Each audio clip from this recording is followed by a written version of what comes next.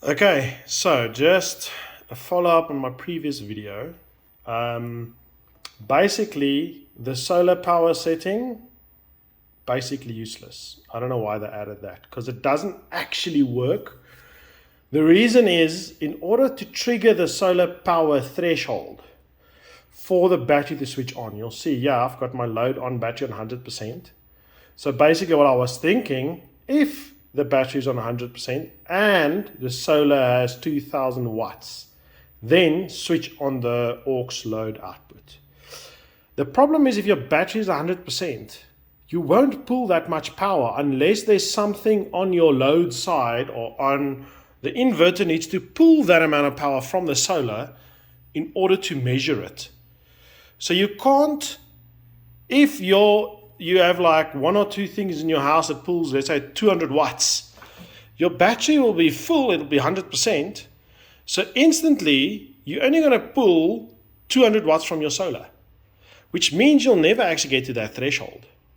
So only if there's something that pulls more than, you see the setting I have there is 2.1 kilowatt in your house, then only will it actually switch on the aux port, which is kind of pointless. I don't know why they added that. It does make sense because you can only measure watts when there's actually electricity flowing.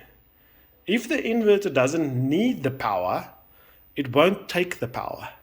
So there won't be anything taken from solar unless it needs it. So the best is that I did now, just set that setting to 0, save yourself a lot of trouble, and just set those two settings up. Then basically it'll work. So obviously if the battery gets to 100%, it'll switch on.